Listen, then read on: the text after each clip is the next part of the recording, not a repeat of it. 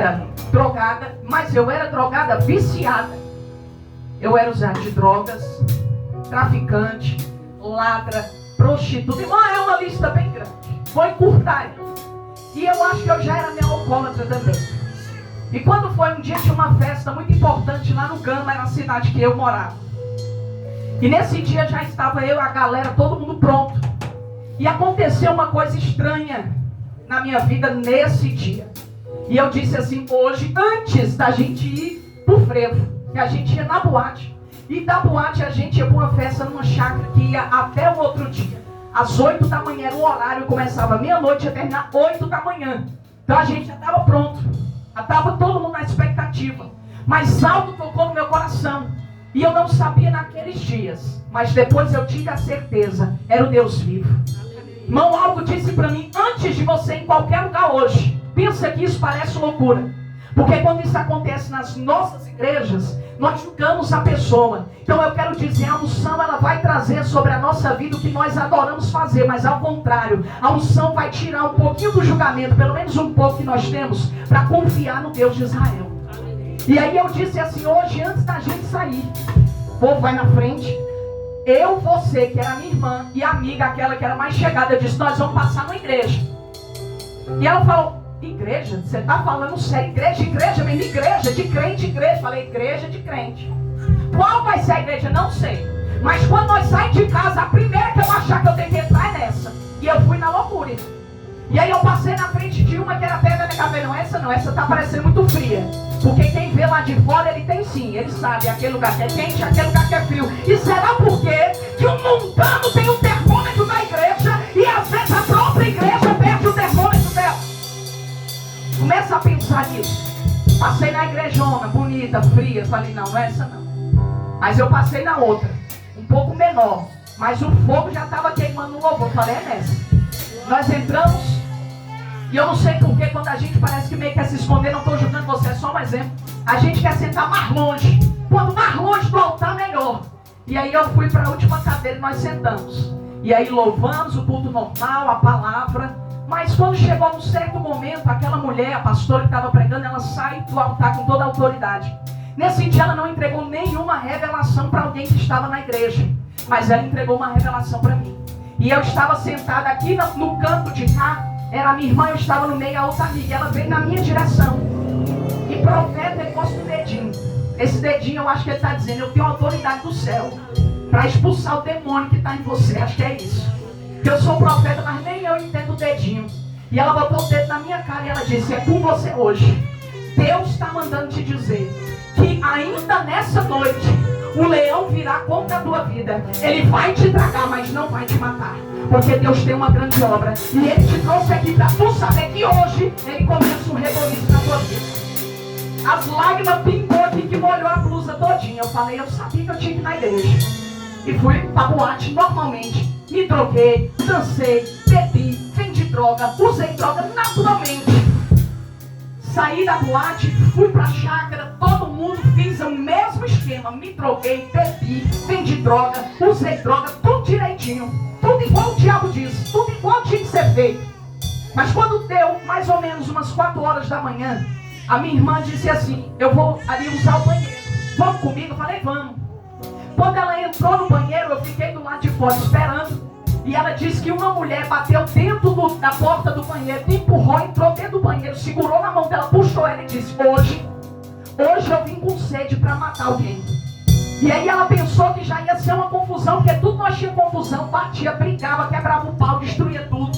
E ela empurrou, e quando ela empurrou, ela pegou e me gritou. Quando me gritou, eu entrei no banheiro, não tinha ninguém no banheiro. E essa menina tá descabelada, desesperada. Ela falou uma bruxa, a mulher tá toda de preto, a mulher tá com chapéu, a mulher tem um pau preto na mão. Ela falou que hoje ela vai engolir, ela vai matar. É com nós, é com nós. Eu falei, moça, eu não tô vendo ninguém. Eu sei que eu já passei meio da conta, mas cega eu não tô não. Ninguém passou por mim nesse banheiro, eu tava na porta. E ela me escreveu de novo, eu tenho certeza disso. Ela fez assim, ela pegou na minha mão, nos meus braços, me puxou, falou que ia me matar. E nós andamos essa chácara de cima a baixo, no mar, todo lugar, para encontrar essa mulher de roupa preta, chapéu preto, pau preto na mão. Mas nós não encontramos. Nós não achamos esse demônio, porque era um demônio. Mas quando deu 6 horas da manhã, a festa acabou, nós fomos embora, decidimos, não vamos embora. Vamos continuar a festa na casa do fulano. Vamos para a casa do fulano. Já era 8 horas da manhã. Esse dia era domingo, segundo domingo de maio, ou seja, dia das mães, não é isso? Não tem como esquecer essa data. E lá estava eu, sem lembrar da minha mãe, sem pensar em nada. Minha irmã falou, vou para casa. Para mim já deu, eu falei, pode ir, minha filha, siga a viagem, porque minha viagem agora é outro caminho. E aí eu fui com os amigos. Irmão, lá ainda tinha mais 30 bolinhas desse tamanho, dessa grossura de pó, puro pó. E aí ele falou, vamos, eu falei, vamos toda hora, vamos agora. E ó, até 11 horas da manhã, mais de 20, quase 24 horas já. Engatado, e dali eu tive uma overdose de cocaína. Quando eu comecei a ter essa overdose de cocaína, totalmente desfalecida, totalmente morrendo, para resumir, irmãos, quando eu vou sair daquele lugar, porque as pessoas me negaram socorro, porque eles entenderam assim, se a gente leva ela para o hospital, vão querer saber de quem é a droga. Quando eles vierem aqui, é que está cheio de droga, a gente não conseguiu consumir tudo, todo mundo vendia droga. Então deixa ela morrendo aí devagarzinho. Mas Deus, eu sei que Ele tinha dito que naquele dia o leão iria me tragar, mas não iria me matar. Quando nós saímos dali, que eu fui para casa tomar o socorro, eu disse para minha irmã assim, chama a minha tia, chama o meu tio. Eles são policiais e são pastores.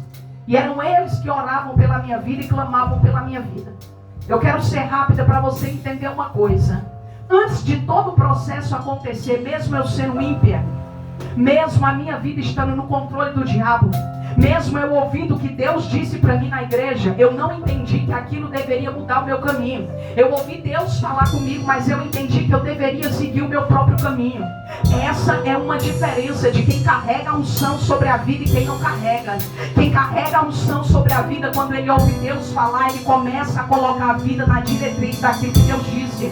Se Deus diz para você que vai acontecer morte, se Deus diz para você que vai acontecer livramento, se Deus diz para você que vai matar, ou que vai destruir, ou que vai construir, você tem que entender o que Deus está dizendo. Você tem que procurar alinhar a sua vida, a sua vontade, o seu querer, aquilo que o Pai está dizendo para você.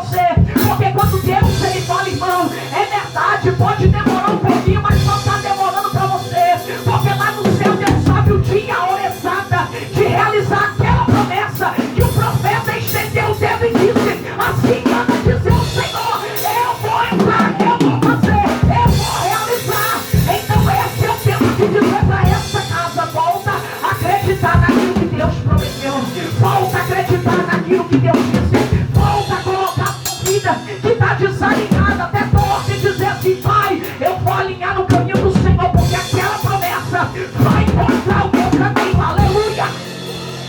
E lá foi eu. Quando meu tio chega com a polícia, glória a Deus, aleluia, eu já estava morta clinicamente, estava com taquicardia, não sentia mais as minhas pernas, não sentia mais as minhas mãos, os meus membros estavam todos roxos, a minha boca estava completamente roxa, a minha língua não se movia mais, eu não conseguia mais falar. Mas na minha mente eu dizia assim, Senhor me perdoa, Senhor me ajuda, Senhor me dá uma oportunidade. E outra coisa que uma pessoa que carrega a unção de Deus sobre a vida, irmãos, que ela não pode fazer. E eu quero dizer para você, não deixa para clamar a Deus quando tudo estiver destruído. Não deixa para clamar a Deus quando tudo estiver desgraçado e derrotado. Não deixa para a última hora. Não deixa para o último momento. A pior coisa que pode existir, irmão, na vida de um ser humano é quando ele decide correr para Deus no último momento. Na verdade, a maioria das pessoas tem recebido o socorro do último momento, mas e se você não receber? É melhor você não arriscar. É melhor você estar dentro de uma direção. A carne, ela vai lutar, irmão, para te levar para o caminho errado. O diabo sempre vai lutar. E o diabo, ele é tão sagaz e desgraçado que ele não está lutando para desviar ninguém, não. Às vezes a gente pregou a vida toda dizendo que o diabo queria desviar a gente. Não, o diabo só quer desalinhar você. Ele não precisa desviar você para tu perder a promessa. Ele só precisa desalinhar você. Imagina um trem dentro do trilho. Se ele desalinhar um pouco, destruiu todo o trem. Um carro, quando você entra dentro de um carro e ele está desalinhado, você quer que ele vá reto, mas ele sempre está inclinando para o outro lado, ele sempre está indo para o caminho errado. Então quando Deus vai enviar a tua bênção, tu não precisa estar desviado para perder, tu só precisa estar desalinhado com aquilo que Deus disse. E às vezes nós não entendemos isso. E alguém vai bater no peito e vai dizer, mas eu nunca desviei. Mas quantas vezes tu desalinhou? Desalinhar já é o suficiente para o diabo vencer você, para o diabo rir de você, para o diabo roubar você, para o diabo adiar aquilo que Deus preparou para a sua vida. E nesses dias, nesse dia quando isso acontece, o meu tio ele conta assim, porque eu já estava completamente inconsciente. Ele me pega nos braços semi-morta e ele diz assim: Senhor, tu disse. Porque o que Deus disse é muito importante. Sabia que o crente esquece o que Deus disse dia a dia? O crente tem uma facilidade muito grande de esquecer o que Deus disse para ele. Eu nem estou falando da Bíblia, não. Eu estou falando só do que Deus disse para você, no seu particular. Nem estou falando da palavra ainda. Eu nem li a Bíblia ainda. Vou ler daqui a pouco. E aí quando ele orou, ele disse assim: o Senhor disse, porque eles eram as pessoas que intercediam pela minha vida. Eu tinha pavor de crente, igual eu acho que todo mundo tem. Quando o crente é verdadeiro, ele incomoda as trevas. Quando ele é um qualquer, ele se mistura com as trevas e ninguém sente a diferença. Mas quando ele tem luz, irmão, as trevas ficam incomodadas. É de verdade, porque é ruim. É muito ruim pro cão. Está do lado de alguém que tem presença, que tem unção, que tem intimidade. É terrível. E para mim era terrível aquele povo. Era terrível. Porque toda vez que eu chegava tinha uma palavrinha, tinha uma oraçãozinha, tinha, olha aqui pela minha sobrinha, onde é que minha sobrinha, irmã, era toda santa vez. Parece que Deus só mandava eu ir na casa deles quando tinha mais crente. Aí quem era a pessoa da roda da oração? Eu. E ele dizia: você vai ser a coluna da tua casa. Eu falei: moço, eu não sei nem o que é coluna, que eu não sou nem tijolo, vai lá coluna. Não sei que trem é esse. Porque eu não gostava daquela responsabilidade que queriam me dar sem eu saber nem o que era. Mas quando ele me pega nos braços, ele diz: Senhor, o Senhor diz que tem uma obra na vida dela. Então aonde ela estiver, porque eu entendo que nessa situação ela está no inferno, o Senhor tem que tirar ela de lá. Quando eu cheguei no hospital, eles não queriam me atender, porque overdose de cocaína é igual cachorro, deixa morrer, é melhor que morra mesmo. Mas ele arrombou o hospital. Ele estava fardado de plantão, sargento, arrombou a porta do hospital, me jogou em cima da maca do médico e falou para ele: atende ela agora. E aí eles fizeram todo o procedimento clinicamente. Eu fiquei desacordada e dada como morta por quase 3 minutos. Eles saíram lá fora e disseram para minha tia assim: já era, não tem mais nada o que a gente possa fazer. Eu já estava sem roupa, rasgaram a minha roupa, já tinha feito choque. Todo lugar que você imaginar, aqui nas veias, aqui em cima, aqui embaixo, tinha soro, tinha tudo que você imaginar de remédio, sangrando, uma coisa terrível. Mas eu não respondi. A minha tia se ajoelha no chão, estende as mãos e diz: Senhor, é agora, tira ela do inferno, porque ela vai pregar a tua palavra. O Senhor diz que é ela que o Senhor vai levantar. O Senhor diz que é ela que o Senhor escolheu. Então tira ela da morte e tira agora. Nessa hora, aonde eu estava, irmãos, no inferno. Eu não sei se você já foi lá, mas não queira ir. Eu não sei se você já teve alguém que foi e te contou como é lá. Eu digo para você: não queira ir para lá. Lá é terrível, lá é tormenta. Lá a escuridão é a melhor parte, porque pior do que a escuridão é o diabo dizendo para você, como ele subiu em cima de mim. Ele botou boca a boca em mim. Ele disse: você é minha e eu te ganhei. Daqui tu não sai, porque a tua alma agora é minha. Eu vou te possuir, eu vou te engolir. E ele abriu a boca, irmão, e o que veio na minha cabeça? O que veio na minha cabeça? Porque o meu espírito estava vivo. O meu corpo não, mas o meu espírito está. O que veio na minha cabeça? O leão vai te tragar, mas ele não vai te matar. Eu não conseguia mais falar, é claro. Eu não pensava mais nesse mundo, eu já estava morta. Mas lá no inferno, eu dizia: Senhor, me dá mais uma chance. Se o Senhor me der uma chance, eu nem sabia o que eu estava dizendo, irmão. A nossa alma, ela clama mesmo. Nosso espírito, ele clama. Aleluia. Eu vou fazer a tua obra, irmão. Como é que eu ia fazer a obra? Se a obra que eu sabia fazer era cheirar pó. Se a obra que eu sabia fazer era roubar na madrugada. Se a obra que eu sabia fazer era separar droga para os camaradas vender. Se a obra que eu sabia fazer era esconder as armas para as pessoas saírem daqui a pouco, tirar a vida de outras pessoas. Essa era a minha obra. Essa era a minha missão. Como é que eu vou fazer a obra de Deus? Se no meu tempo vago eu danço rap, eu vou pro baile, eu vou curtir. Como é que eu vou fazer a obra de Deus? Eu não sabia, mas Deus sabia. Porque quem te criou sabe o que Ele tem para a tua vida. Quem fez você sabe exatamente para que Ele te fez, para que Ele te chamou. Quando o diabo me chamou, eu não perguntei para ele: Satanás, como é que eu cheiro pó? Eu simplesmente fui lá, fiz e deu certo. Mas quando a gente vem para a igreja, a gente fica perguntando como prega, como canta, como ora, como jejua. Deixa Deus falar contigo. Abre o coração e deixa Deus falar. Ninguém que foi prostituir perguntou como é só foi fez.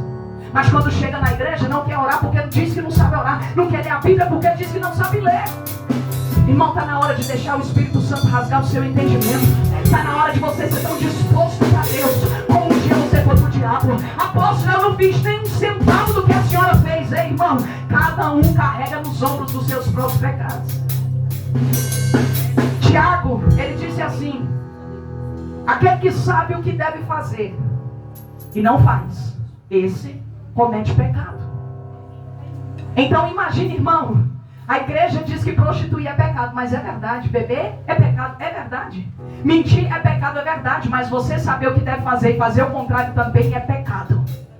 E na verdade os maiores pecados do cristão estão nessa soma. Eu sei que eu devo ser melhor, mas eu continuo sendo pior.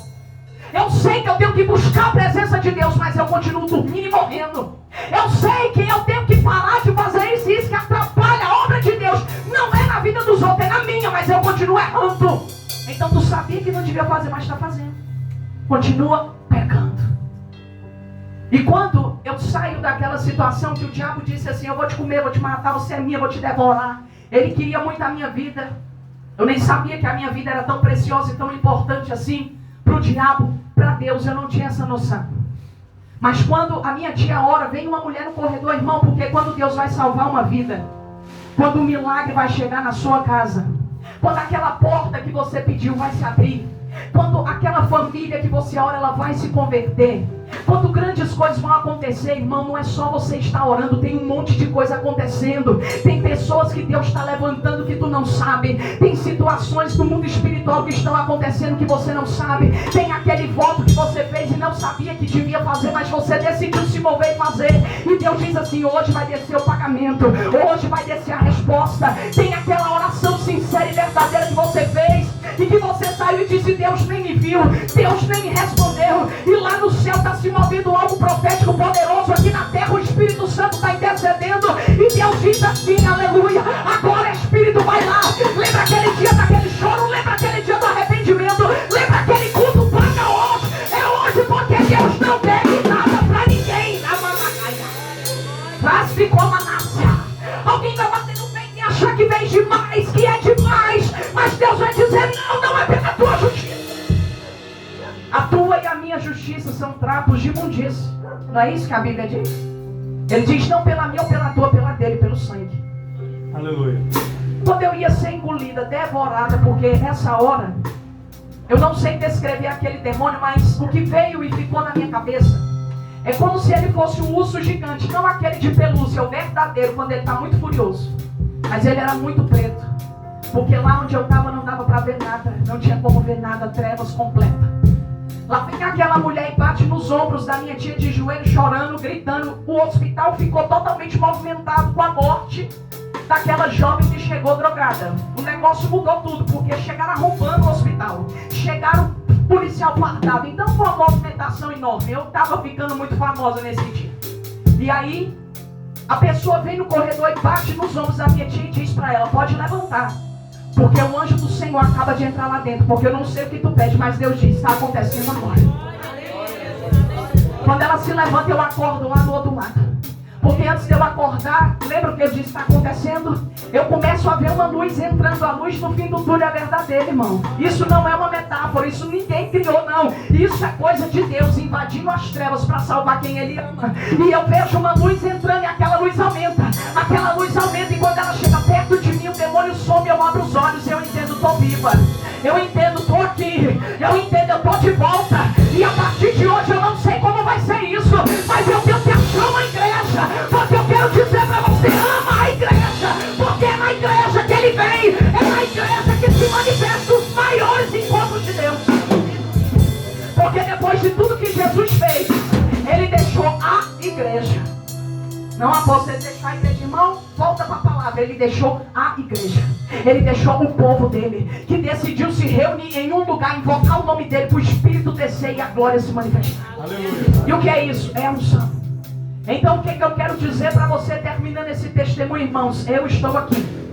Depois desse dia, nunca mais o meu nariz cheirou pó. Eu tenho ódio, eu tenho nojo, eu tenho pavor, eu tenho um nojo profundo. Porque eu fiz um voto com Deus. Porque voltar com Deus não é só pegar o seu dinheiro, que às vezes você nem quer dar.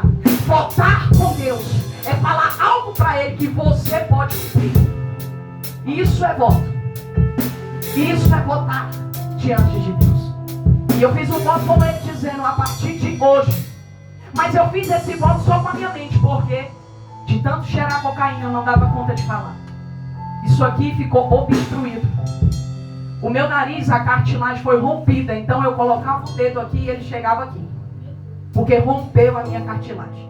De tanta cocaína que eu consumi naquele dia. Então por semanas eu botava o dedo, eu achava engraçado porque ele passava para lá. E eu ficava brincando. Eu fiquei uma semana sem falar. Eu não conseguia falar. Eu tentava falar, não conseguia. De tanto que me destruiu aquela brincadeirinha com o demônio. Porque brincar com o diabo é caro. Brincar com o diabo é bom, mas é perigoso. Brincar com o diabo, quem paga não é Deus, não é o diabo, é só você que paga. O diabo já está sentenciado. Deus, nós não podemos tocar nele, mas nós somos a história vulnerável no meio dos poderes. Quando eu termino aquela história, eu disse para Deus, nunca mais, Senhor, eu faço um voto contigo. Eu vou usar cocaína. Nunca mais essa droga vai entrar dentro de mim. E assim eu fui selada. E nunca mais eu fiz isso. Sabe o que eu quero dizer para você? Existem situações na minha e na sua vida que a unção ela vai nos proteger. Mas quem vai dar a decisão final é você. É você que vai ter que dizer para o diabo qual é o lugar dele na sua vida. É você que tem que dizer para o diabo qual é o lugar dele na sua história. É você que tem que dizer para o inimigo, ainda que você não acredite naquela hora, mas a tua boca tem que confessar que só o Senhor é Deus e que você não vai mais se render, não vai mais se vender, não vai mais se deixar escarnecer pelo adversário, porque ele não é o nosso amigo. E quando ele vê que a unção está descendo sobre nós, ele vai fazer de tudo para desalinhar você desta unção. Porque tem uma pessoa que dizia assim no passado, vai pregando, porque o anjo vai descer, e quando ele descer, ele quer te achar no lugar. Sabe o que esse pregador estava dizendo? Quando as coisas de Deus descer, tu tem que estar na posição. O apóstolo falou aqui. Se Daniel tivesse desalinhado ao cair na cova, ele iria ser devorado. Mas ele estava alinhado com o propósito de Deus. Ele disse, o meu Deus, a quem eu continuamente sirvo, este me livrou da cova dos leões. Aleluia. E antes de ler a Bíblia e terminar, quero dizer para você, continue, irmão. Apóstolo, está demorando, o tempo não é teu. Essa igreja tem um nome, Ministério Kairos. O que é Kairos? O tempo determinado das coisas de Deus para se manifestarem na terra. O tempo de Deus de verdade é um. O seu é outro. O seu dia vai acabar daqui a pouco, mas o dia de Deus não. Um dia para ele é 1000 anos para ele é um dia. E aí, aonde é que eu estou, apóstola, nessa hora? Eu estou em continuidade, buscando o meu Deus de manhã, buscando o meu Deus também de noite. Eu estou em continuidade, perseverando naquele culto, perseverando naquela campanha. Eu estou em continuidade, perseverando, oh meu Deus, em jejum e oração. Eu estou continuando, chorando, gemendo, morrendo, querendo ser terrível, mas eu vou ser de Deus. A minha caminhada, irmão, não foi fácil, não é. Não será. E nem a sua vai ser. Esses dias uma pessoa da minha família tentou tirar a vida. Depois desse dia eu comecei a conversar com essa pessoa todos os dias. E quando foi ontem ela disse para mim, poxa, mas a minha vida é muito difícil. É uma dificuldade atrás da outra. E eu respondi para ela assim, a minha também é difícil. Sabia que a vida de todo mundo é difícil? Mas sabia que todo mundo tem que lutar a sua própria história? E a história de ninguém é fácil. Talvez se eu sentar com você e contar a minha história, você vai dizer, isso aí, apóstolo, é tranquilo, a gente resolve assim. Tudo bem, mas não é a sua história, é a minha. Talvez você vai sentar comigo e vai me contar a sua história. Eu vou dizer, isso aqui eu já sei, irmã. 3 dias de jejum, fome no monte, faz assim, vai dar tudo certo. Mas não é a minha história, é a sua. Então quem conhece a sua dor melhor do que você é só o Espírito Santo. Tirando o Espírito Santo, quem sabe o mesmo que você vive, o que você passa, é você. E é por isso que eu aprendi nesses dias, a qual o Senhor tem ministrado em minha vida, que o ministério de cada um é o de cada um. Não adianta alguém se levantar e dizer, eu vou ser assim, fazer assim. Não, o ministério de cada um é o de cada um. Quando eu olho para esta palavra, eu vejo que Deus confiou nas mãos do Adão o dominar a terra, o multiplicar, o dominar e coisas, mas ele não foi capaz de fazer isso. E Deus não levantou depois um segundo homem chamado Noé, que a Bíblia diz que ele ia destruir tudo, estava tudo corrompido. Mas ele disse assim: achou Deus graça em Noé, porque era homem justo, reto e temente a Deus. A Bíblia não diz que Deus disse para ele: olha Noé, agora eu vou te pôr no jardim para tu cuidar do jardim que o Adão falhou. A Bíblia diz que Deus olha para ele e diz assim: Noé, eu tenho uma missão para você. Faz uma arca, faz um barco gigante, enorme, que a terra nunca viu e nem vai ver. Coloca tudo dentro desse barco e salva tu e a tua casa. Essa era a missão do Noé. Essa missão não se estendeu aos outros, porque quando ele chamava os outros eu entendo que diziam: esse Noé é louco. Eu não sei o que é chuva, ninguém sabe o que é chuva, o que é isso, ninguém viu água descer do céu. Mas a Bíblia diz que Deus chamou Noé para anunciar que vinha dilúvio. Não era só chuva, era dilúvio, ia chover sem parar, chover sem cessar até tudo ser destruído. Aonde a senhora quer chegar? Eu quero chegar que Deus tem um chamado na sua vida em específico. Eu quero chegar no momento que Deus tem uma unção, que Ele não vai tirar do Noé para botar no Adão, não vai tirar do Adão para botar no Noé, não vai tirar de você para botar no vizinho. Ela é contigo, o negócio é com você. Quantos amigos meus foram enterrados por darem uma overdose de cocaína, milhares? Quantos amigos meus foram enterrados por levar tiro na cara em todo lugar? Muitos, mas quando vieram para bater em mim, para me matar, apontaram uma pistola para mim, irmão, na minha cara, o negócio ficou frio aqui, o xixi, a urina veio na bexiga, mas voltou para trás. Mas na hora que ele atirou, mascou 5 tiros. Irmão, isso não existe na vida de todo mundo, isso não é normal na vida de todo mundo. Então eu não vou mais arriscar. E eu quero dizer para você: não arrisca mais o teu hoje, porque o amanhã tu não conhece. Mas enquanto eu agora, diga para Deus: Pai, eu quero a tua unção, eu quero a tua presença, eu quero que o Senhor tem para minha vida, meu Deus. Às vezes eu estou na minha casa. Ai, irmão, eu não sei se a internet ela veio salvar ou destruir. Mas às vezes eu estou na minha casa olhando grandes homens fazendo grandes obras. Eu fico morrendo lá dizendo: Senhor, tu disse que eu ia, tu disse que eu ia fazer. Cadê, Pai? Cadê isso? Cadê aquilo? Aquela é a obra dele. A minha é outra. Mas se eu sentar com você, irmã, e disser assim: olha, pela minha mão Deus já curou muito mais de 200 pessoas de câncer. Eu estou dizendo a verdade. Muito mais. Eu estava em um culto. Deus falou: bote a mão nas costas dessa irmã. Está filmado. E às vezes a pessoa não acredita. E o Senhor disse: agora eu vou endireitar a coluna dela. E eu botei a mão, tirei a mão e joguei no chão. Não sabia o que eu estava fazendo. E essa mulher que andava encurvada assim, ela se endireita. E ela disse: mais de 10 anos que eu não consigo fazer isso. Aí ela vai no altar, ela dessa alturinha aqui, mas ela não dava conta de subir, porque ela tinha 3 hernias de disco. Ela estava na fila da aposentadoria, porque não podia mais trabalhar por causa das hernias de disco. E eu disse para ela: se Deus disse sobe no altar, então faz o que tu não podia fazer. Ela sobe no altar, ela desce e encosta no chão, e ela diz: eu estou curada. E ela diz: deixa eu pegar a minha neta. A minha neta tem 2 anos e eu nunca pude segurar a minha neta porque eu não dava conta. Lá vem a menina, 2 anos, e ela pega a menina assim, ó, do chão para cima. Irmão, foi só a glória de Deus. Uma das últimas que nós oramos, Deus disse assim: ela entra na igreja, não conhece o problema dela, mas Deus é verdade. A gente é irônico e diz: Deus sabe, quando fala com ironia, mas fala com a verdade, que Deus sabe mesmo. E aí ele falou: fale para ela que hoje eu estou curando ela, e ela vai sair daqui curada. Aparentemente ela era normal, mas a filha dela começa a chorar e diz: a minha mãe não fala tem 1 ano, porque ela sofreu um AVC, e depois do AVC ela ficou com uma sequela de mudez, ela não consegue falar.